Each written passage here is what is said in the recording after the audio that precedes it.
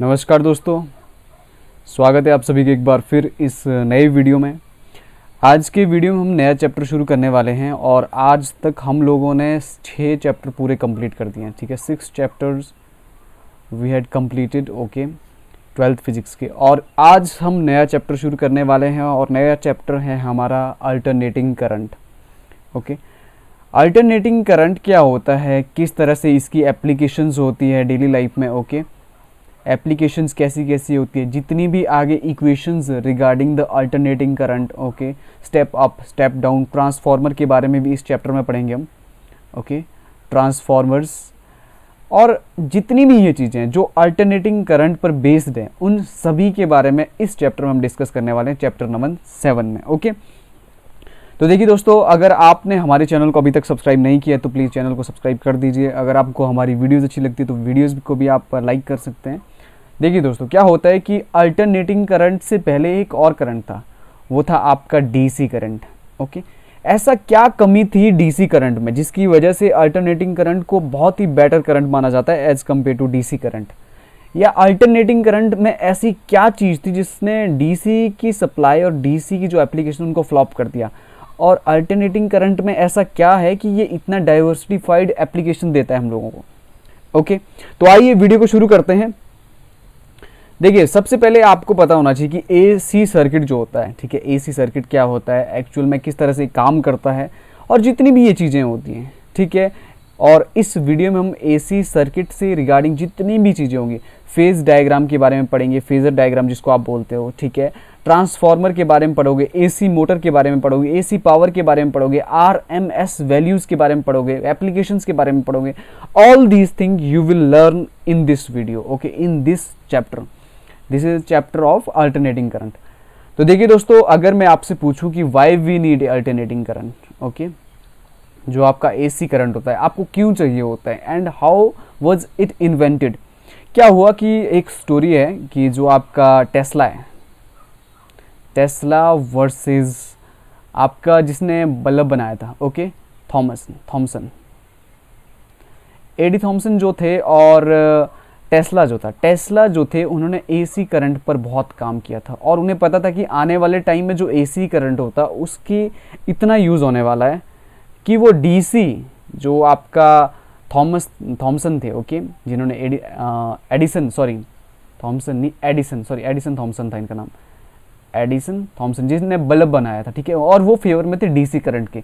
उनको लगता था कि डीसी करंट से बेटर कोई करंट नहीं हो सकता। पर उस टाइम जो टेस्ला थे उनकी एज बहुत यंग थी और वो बहुत यंग थे अपनी एज में, तो उन्होंने ये जताया कि जो एसी करंट है, ठीक है, उन्होंने इन्वेंट किया था, उन्होंने एसी जनरेटर बनाया और भी बहुत सारी चीज़ें बनाई उन्होंने जो एसी पर काम करती थी। और उन्होंने ये पाया कि जो एसी पर काम करने वाली जितने भी आपकी डिवाइस है वो बहुत बेटर है as compare to DC. Okay, but उस टाइम जो थॉमस एडिसन थे वो उतना प्रभावित नहीं हुए इससे, एसी करंट से। ठीक है, सो वो हमेशा टेस्ला के इस एसी वाले कॉन्सेप्ट को रिजेक्ट करते थे या इसके अगेंस्ट में ही रहते थे। ठीक है, देखिए दोस्तों, आज अगर हमारे घर तक बिजली पहुंच रही है, ठीक है, ट्रांसफार्मर के थ्रू या कहीं भी पावर प्लांट के थ्रू, तो वो जो एसी करंट होता है, जो हमारे घर तक पहुंचता है, वो करंट होता है एसी करंट। जो डीसी करंट होता है वो आपका क्या करता है, वो एक कांस्टेंट सप्लाई देता है, यूं, ओके, इस तरह से कांस्टेंट सप्लाई। पर जो एसी करंट होता है उसमें वेरिएशन होती रहती है इस तरह से। ठीक है, पोलैरिटी चेंज होती है with respect to time and direction also and magnitude also.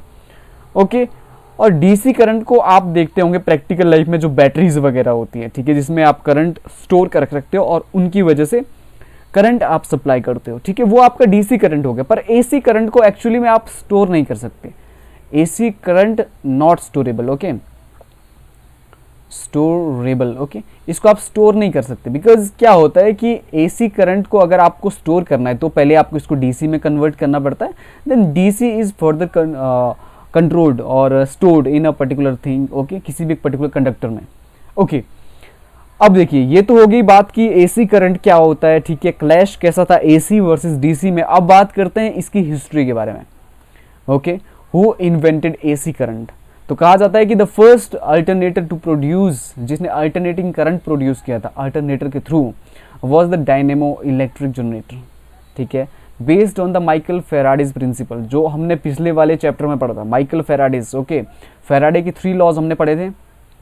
Okay, उन्हीं लॉज मतलब इलेक्ट्रोमैग्नेटिज्म के बेस पर जो ये अल्टरनेटर था काम करता था, और उसकी वजह से उसने क्या प्रोड्यूस किया, अल्टरनेटिंग करंट। ओके, किसने किया, बाय फ्रेंच इंस्ट्रूमेंट मेकर, क्या नाम था उनका, हिपोलाइट पिक्सी इन 1832।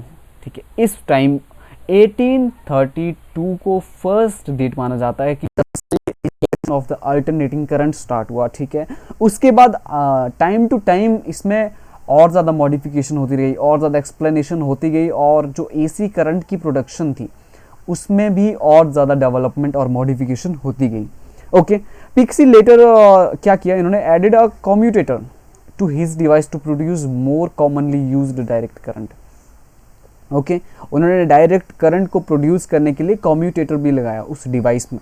तो ये तो एक ब्रीफ सी हिस्ट्री होगी कि अल्टरनेटिंग करंट क्या होता है, पर एक्चुअल में हमारे लिए ये एग्जाम पॉइंट ऑफ व्यू से it is not important.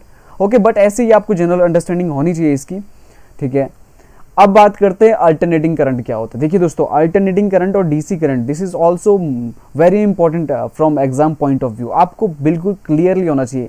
Alternating current को आप ढंग से समझ लीजिए, बिकॉज इसी करंट का यूज़ हम पूरे चैप्टर में करने वाले हैं। आगे जितने भी वीडियोस आएंगे इस चैप्टर के रिगार्डिंग, उसमें इसका सबसे ज़्यादा रोल होगा। ठीक है, देखिए अल्टरनेटिंग करंट क्या होता है, एन अल्टरनेटिंग करंट हु, जिसका मैग्नीट्यूड है ये। ओके, सॉरी, ये आपका मैग्नीट्यूड है। क्या होता है कि मैग्नीट्यूड, इसको ढंग से लिख लेता हूँ, मैग्नीट्यूड। ओके, क्या होता है कि जिस करंट का मैग्नीट्यूड चेंज करता है विद रिस्पेक्ट टू टाइम और polarity reverse periodically is called alternating current. क्या कह रहा है ये, कि उसका मैग्नीट्यूड चेंज हो रहा है। मैग्नीट्यूड मतलब how much quantity, how much strength is that magnitude of that particular current. Okay, and क्या बोल रहा है कि पोलैरिटी रिवर्स हो रही है पीरियोडिकली, किसी एक पर्टिकुलर टाइम के बाद क्या हो रहा है, पीरियोडिकली मतलब कभी पॉजिटिव में आ रहा है, कभी नेगेटिव में आ रहा है, कभी पॉजिटिव में आ रहा है, कभी नेगेटिव में आ रहा है। तो इस टाइप का जो करंट होता है उसे बोलते हैं हम अल्टरनेटिंग करंट। एक्चुअल में किस तरह से होता है, इस तरह से। ठीक है, ये आपका मान लीजिए टाइम आपका इस डायरेक्शन में, तो अल्टरनेटिंग करंट आपका इस तरह से होता है। देखिए, ठीक है, देखिए ये मान लीजिए हम इसको यहाँ पर t0 मान लेते हैं हम। ओके, और यहाँ मान लीजिए t/4 है ये। ठीक है, t/2, 3t/4। ओके, और अब यहाँ पे कर दीजिए आप 2t। Okay, 2t।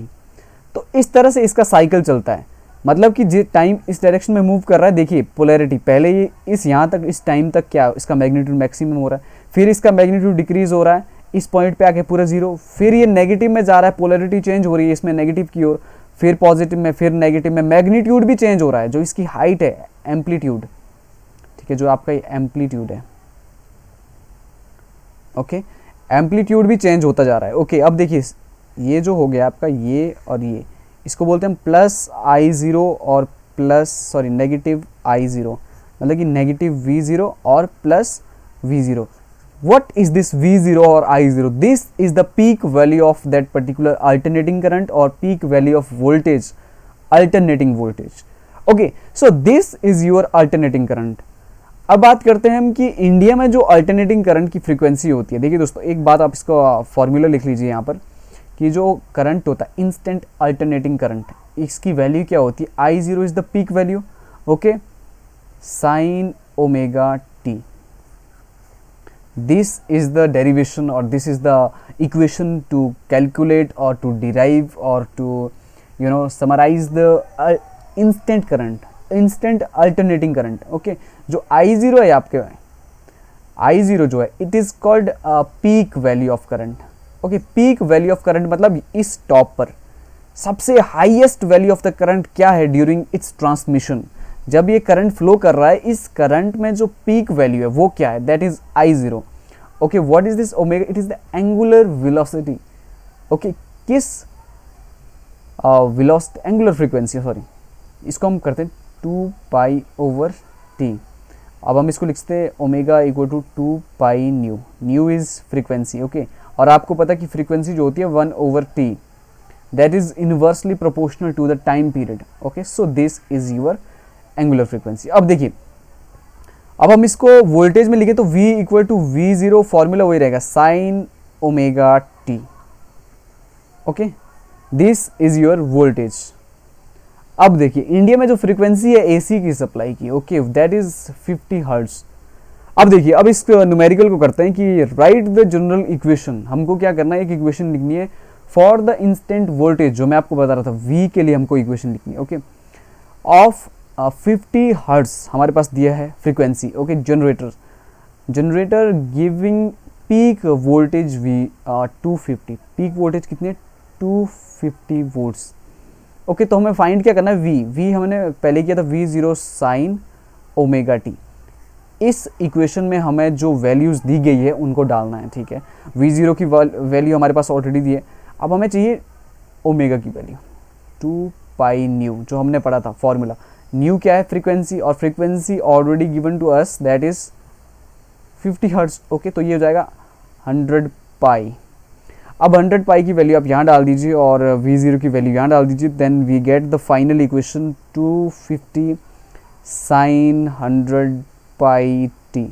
So this is the actual equation. Okay, तो ये जो आपका एग्जाम्पल लिया था मैंने, जो ये न्यूमेरिकल लिया था, this is just to show कि किस तरह से हम वैल्यूज़ को समराइज कर सकते हैं उसके जो आपका इक्वेशन और फॉर्मूला है उसमें. ठीक है, अब बात करते हैं एडवांटेजेस और डिसएडवांटेजेस क्या क्या होते हैं. जो मैं आपको पहले बता रहा था कि इस टाइम पे जितने भी मैक्सिमम इलेक्ट्रिसिटी जो यूज़ की जाती है that 99% is your AC current. Okay, अब देखिए एडवांटेजेस की बात कर रहे हैं, क्या है इसका, कि generation, transmission, distribution of AC is more economical, less costly than DC. कहने का मतलब है कि आप AC करंट को बहुत इजीली से जनरेट कर सकते हो, उसके बाद ट्रांसमिट कर सकते हो. ट्रांसमिट करने के बाद इसको घर घर सप्लाई इसकी बहुत आराम से कर सकते हो. ट्रांसफार्मर देखे होंगे आपने, देखा होगा कि हर गांव के बाहर, किसी कस्बे के बाहर या किसी फैक्ट्री के बाहर एक ट्रांसफार्मर लगा होता है. ट्रांसफार्मर लगते हैं ऐसे बीच बीच में, ताकि वो क्या करें, वायर को कनेक्ट करें. ट्रांसफार्मर क्या होता है, एक स्पॉट होता है. ठीक है, जो उस स्पॉट को नेक्स्ट स्पॉट से जोड़ता है. ठीक है, जो क्या करता है, ट्रांसमिशन को और लॉन्ग डिस्टेंस तक पहुंचा देता है. ठीक है, और दूसरा है alternating voltage can be step up and step down with the help of transformer. देखिए दोस्तों, क्या होता है कि घर में मान लीजिए अगर हमें लो वोल्टेज का AC करंट चाहिए होता है. ठीक है, लो वोल्टेज का AC करंट हम कैसे कर सकते हैं, मान लीजिए तो हमारे पास क्या होगा, ट्रांसफार्मर. ठीक है, ट्रांसफार्मर क्या करता है, अगर मान लीजिए हाई वोल्टेज का करंट आ रहा है तो हम स्टेप डाउन ट्रांसफार्मर लगा के उसको वोल्टेज को कम कर सकते हैं, ताकि जैसी हमारी आउटसाइड में रिक्वायरमेंट है उस AC वोल्टेज के लिए हम ट्रांसफार्मर की मदद से उसको उसी रिक्वायरमेंट के बेसिस पर बना सकते हैं. ठीक है, और मान लीजिए फैक्ट्री में स्टेप अप ट्रांसफार्मर का यूज़ किया जाता है, क्योंकि वहाँ पर बहुत ही हाई लेवल की आपको वोल्टेज चाहिए होती है. ठीक है, और DC में क्यों नहीं होता है, DC में क्या होता है, आपकी एक कांस्टेंट सप्लाई जाती है, आप उस सप्लाई को नीचे ऊपर नहीं कर सकते. मान लीजिए अगर फैक्ट्री में भी उतना जा रहा है, मान लीजिए फैक्ट्री में अगर 200 वोल्ट का जा रहा है तो आपका घर में भी 200 ही वोल्ट जाएगा. कहने का मतलब है कि उस पर्टिकुलर DC वोल्टेज को आप स्टेप अप या स्टेप डाउन नहीं कर सकते हो. ठीक है, ये फायदा होता है AC करंट का. अब बात करते हैं थर्ड एडवांटेज क्या है इसका. AC क्या होता है, आपका ट्रेवल करता है सरफेस में, ये बहुत इंपॉर्टेंट एप्लीकेशन है इसका, of the conductor. Okay, so costly conductor material can be saved for the long distance transmission by using the inner core of the chief material से सिल्वर एटसेट्रा. क्या होता है कि ये आपके पास एक वायर है. ठीक है, मान लीजिए कॉपर की वायर, कॉपर वायर बहुत कॉस्टली होती है. ठीक है, अब इस कॉस्टली वायर से अगर आप DC करंट सप्लाई करोगे तो DC करंट क्या होता है, इसके इनर आउटर इस पूरे कंडक्टर से फ्लो करता है वो. ठीक है, पर AC की स्पेशलिटी यही है, स्पेशलिटी. ओके, ये देखिए, ये आपका वायर होगी, तो जब आप इसे AC करंट सप्लाई करोगे तो AC करंट इसके इनर से कुछ लेना देना नहीं है उसको, अंदर चाहे कुछ भी हो वो फ्लो करेगा सरफेस पर, बाहर इसके इस कंडक्टर के सरफेस पर. तो देखिए आप देख सकते हैं मटेरियल, महंगे मटेरियल की बचत कहाँ हो रही है यहाँ पर. तो करंट पूरे, यहाँ तो हमें अगर DC देना हो तो पूरा कंडक्टर चाहिए. ठीक है, क्योंकि वो अंदर भी फ्लो करेगा, बाहर भी फ्लो करेगा. अब AC में ये है कि अंदर क्या कर सकते हो, अंदर आप कोई और चीफ मटेरियल लगा सकते हो, ठीक है। और जो सरफेस होगा बाहर का सरफेस, उसको बना दिया कंडक्टर के मटेरियल से, ओके। क्योंकि एसी को फ्लो तो बाहर ही करना है, फिर अंदर के मटेरियल से क्या, इस तरह से क्या होता है कि लॉन्ग ट्रांसमिशन में हम यूज़ कर सकते हैं ये, ठीक है। मतलब कि इसका बहुत बड़ा एडवांटेज ये है, आपके कॉस्टली मटेरियल बच जाते हैं, आप उन मटेरियल को और लॉन्ग तक इलेक्ट्रिसिटी ट्रांसमिशन के लिए यूज़ कर सकते हो। अब देखिए AC can reach the distance places with out any losses, जो मैं आपको बता रहा था कि एसी करंट को हम एक देश से, देखिए दोस्तों क्या होता है कि आज किसी राज्य से, मान लीजिए एचपी से एक हाइड्रो प्रोजेक्ट है, वो जो करंट पैदा करता है उसको हम दूसरे देश या दूसरे राज्य तक पहुंचा देते हैं, ठीक है। क्योंकि एसी की स्पेशलिटी ये है कि उसमें पावर लॉस बहुत कम होता है, ठीक है। और फिफ्थ है कि AC is better control without any power loss, AC को आप बहुत इजी वे में कंट्रोल कर सकते हो।